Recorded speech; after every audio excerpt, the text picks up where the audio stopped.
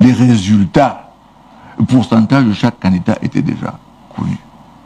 Même le mien, je savais exactement déjà. La preuve est que même dans les... Le résultat était préfabriqué. Oui, préfabriqué, on connaît le pourcentage des autres. C'est pour ça qu'ils n'ont pas pu enlever. Quand je dis, mais écoute, je suis plus candidat, enlever mes bulletins, même si je le dis 2 heures après, mes bulletins ne doivent pas être dans le bureau de vote. Ils disent non, non, non, il faut qu'on laisse là, parce que si je ne suis pas candidat, ça allait complètement fausser le jeu qui était déjà préparé. Seconde chose. Et troisième chose, la machine qui avait été mise en place. Quand je déclarais ma candidature, ce n'était pas évident que le président Biya allait se présenter. C'était pas clair. Ce qu'on nous vivons maintenant, c'est quand même quelque chose d'inédit. C'est la première fois qu'un an avant, on a cette agitation du fait qu'il faut que le président se représente. Mais avant, c'était une surprise qu'on avait, peut-être des fois même 2-3 jours avant, qu'on ne fermait les candidatures. Ce qui me amène à croire que il y a peut-être une autre surprise derrière. Est-ce que cette histoire du candidat du président n'est pas un truc à trompe-l'œil? Donc, et pour répondre à votre question, cette fois-ci, j'irai jusqu'au bout. Non seulement parce que j'irai jusqu'au bout, j'irai jusqu'à étudier. Peut-être une dernière question. Allez-y, mettez le micro. À 7 ans, vous vous êtes mis derrière le professeur Kamto à la dernière élection, c'est bien ça? Ouais. Est-ce que aujourd'hui vous avez entamé les discussions avec lui? Sa candidature semble problématique. Il n'y a pas encore officiellement un candidat, un parti qu'il a investi. Est-ce que vous l'avez approché pour savoir si lui ne pourrait pas vous rendre l'ascenseur? Et pour finir, ce n'est pas une question, c'est un renseignement. Je vous ai suivi avec Armand Ocol dans l'émission À vous l'antenne. Vous avez ouvert une fenêtre qui a été rapidement fermée. Vous avez connu le président Biya parce que vous êtes l'enfant d'un héros national. Quoi qu'on dise. Quel est le président Biya que vous avez connu? Je ne parle pas du chef de l'État. Quel est le Biya que vous avez connu? Parlez-nous un peu de lui. Votre question m'amène à faire peut-être une révélation. J'ai eu un débat avec mon père parce qu'il avait un rendez-vous pour rencontrer le président Biya. Il était un président de l'Assemblée et ça trônait. Je dis, mais c'est pas possible. Aïdjo, vous le voyez dans les 6 heures du coup de fil. Il venait à la maison, ou bien vous demandez de le retrouver en Gaondéré. Et c'est comme ça, on gérait personne à personne. Mais comment ça se fait? Je dis, non, vraiment, il est différent. Peut-être on ne le voit pas, peut-être il n'est pas travailleur. Je sais pas. Et mon père me dit, mon fils, est-ce que vous pensez que Aïdjo pouvait mettre tant de temps, tant d'années avec quelqu'un qui est fainéant? Je dis non, papa. Il dit, mais voilà. Alors, je dis, mais c'est quoi donc le problème? Pourquoi on ne sent pas cette empathie, on ne sent pas cette relation entre lui et les hommes? Pourquoi on ne sent pas? Et voilà la réponse de mon père. Je pense qu'il faudrait que les Camerounais l'entendent. Il me dit, vous savez, vous êtes bâtonnier. Je dis, oui, papa. Il dit, mais voilà. Vous avez été élu bâtonnier, vous avez été élu dans des associations, vous avez été élu dans beaucoup de groupements. Mais le président Biya, quand il devint président, n'avait jamais été élu à quoi que ce soit. Pas comme dans une association, même pas comme chef de classe, mais nulle part. Parce que l'élection vous exige, vous commande de solliciter le soutien de vos pairs. Donc vous avez un autre parcours. Vous voyez que ceux qui étaient avant, c'était les syndicalistes, c'était les maîtres d'école. Vous regardez le parcours d'Aïd, je regarde tous ces gens-là.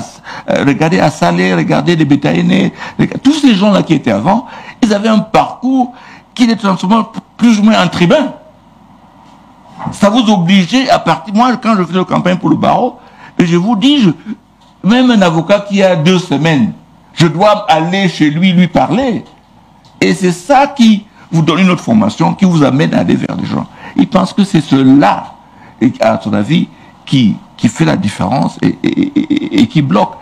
Mais je pense que le président Biya tente de faire un effort, mais en 84, après le tentative de coup d'État, il a été comment bloqué par toujours cet écran de personnes qui pensent connaître ce qui va arriver. Et je pense qu'on est en face d'un homme vraiment épuisé. Et ceux qui le disent aujourd'hui, qui le réclament, ne doivent pas l'aimer, doivent plutôt s'aimer. Et je continue à vous dire que quand j'étais à TI, Transparency International, quand j'étais vice-président là-bas, on avait fait une étude et on a démontré que plus un régime est corrompu, plus c'est difficile qu'il parte du pouvoir. Et sur le premier volet de sa question, est-ce que vous avez entamé les démarches avec mais ça veut dire... Mais je pense que les gens sont trop pressés. Les démarches commencent dès qu'on convoque le corps électoral. C'est tard, non? Pas du si tout. Ça se fait avant, comment vous allez démarcher avec des personnes qui ne sont même pas candidats? D'accord. Café François Bikoro, le bâtonnier est à vous.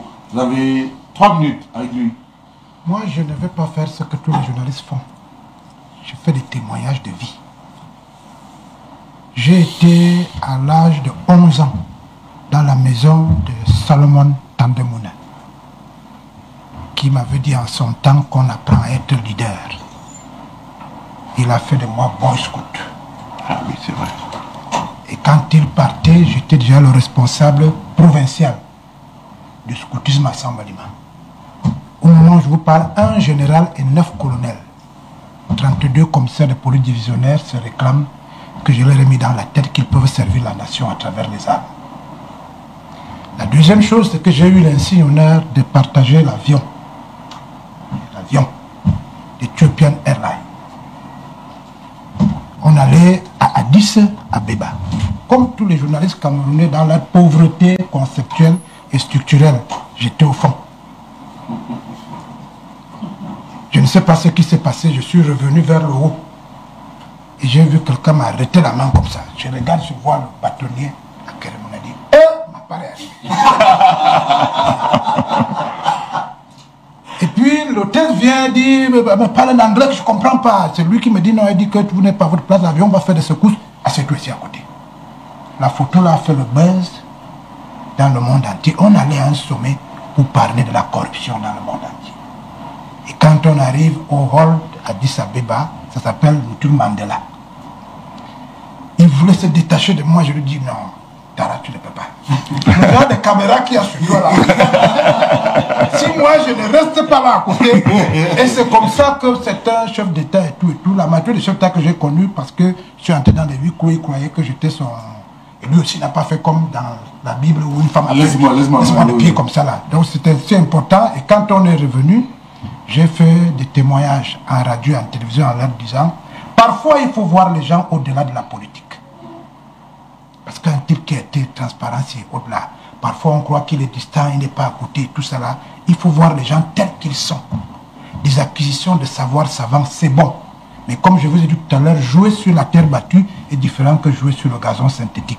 On a donc à côté de nous quelqu'un qui recèle en lui l'histoire du Cameroun, qui recèle en lui la solution refusée mais recherchée par l'ensemble des Camerounais dans ce qui s'appelle Cameroun bilinguisme, c'est ça qu'ils appellent, je ne sais pas comment ils appellent ça là.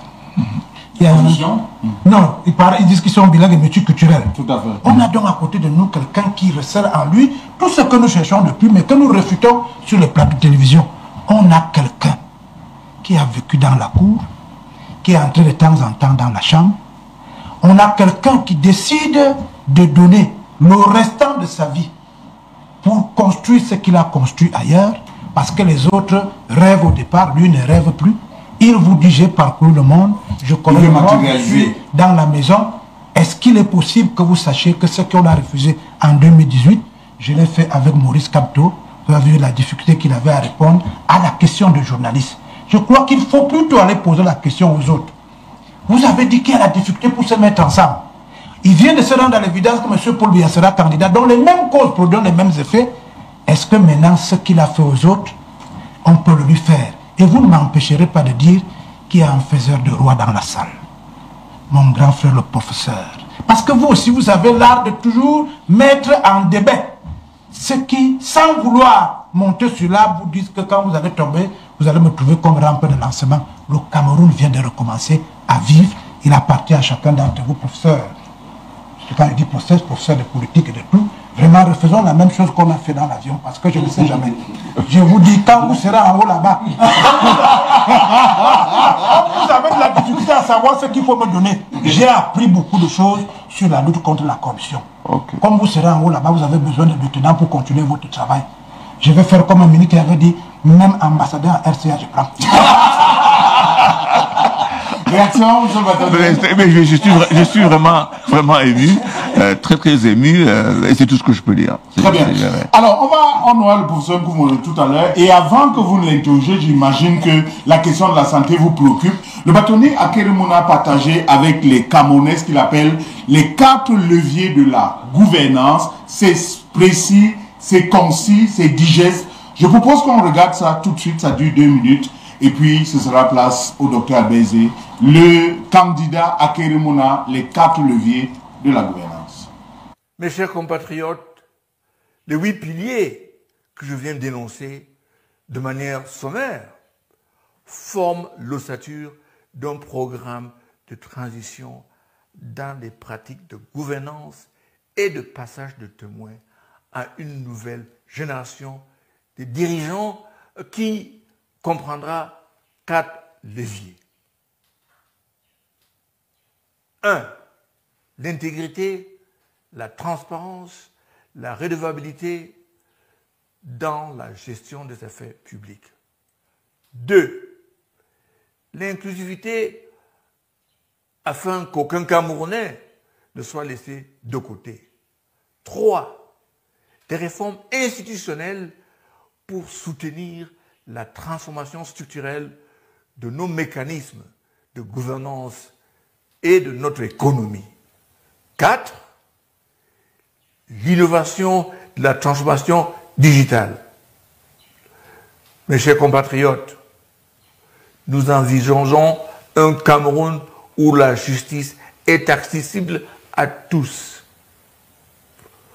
Nous réformerons notre système judiciaire pour garantir que la justice ne soit pas un privilège pour quelques-uns, mais un droit pour tous. Nous renforcerons le pouvoir judiciaire et lutterons contre la corruption à tous les niveaux. Nous devons donner du pouvoir à nos juges et magistrats, les protéger contre la manipulation politique et le chantage professionnel, et faire de l'intégrité et de la probité les piliers de leur carrière. Ces réformes doivent nécessairement renforcer et protéger le caractère dualiste de notre système judiciaire. L'unité dans la diversité est cruciale. Notre force réside dans notre diversité. Et nous promouvrons l'unité nationale en embrassant nos différences culturelles, en favorisant le dialogue entre toutes les régions et communautés, en œuvrant à la réconciliation et à la guérison dans les zones touchées par les conflits.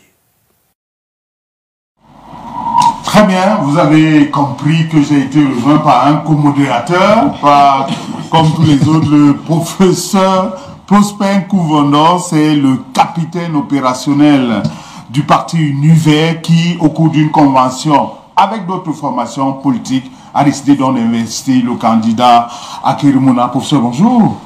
Bonjour. Je devrais vous féliciter, non, pour bonjour à ceux qui sont sur ce plateau. Je devrais vous féliciter pour la victoire des Lions Indomptables face à bien sûr, déjà le président de la République, son Excellence Paul Biya, nous avait déjà félicité, même si certains veulent détourner ces félicitations. Le président Paul Biya avait dit, il félicite les Lions Indomptables et leurs encadreurs. Très bien. Ça laisse comprendre encadrement technique, oui, encadrement administratif. Mais c'était une compréhension biaisée de ces félicitations en disant qu'on a félicité l'encadrement technique. On a félicité l'encadrement des... Très bien. Alors, prof, on n'a pas beaucoup de temps. Féliciter Marc Brice quand même, qui est sans défaite depuis qu'il est là. Il mérite des félicitations. Regardez la caméra et félicitez Marc Brice. Je suis franc, je ne joue pas à ce jeu. Je ne me le permettrai pas parce que il y a d'autres choses qui doivent être mises en réglage avant que je lui présente mes félicitations. Je dis qu'il est sans défaite. Depuis qu'il est à la tête de Lyon. Il est payé pour ça, monsieur, et gracieusement payé par le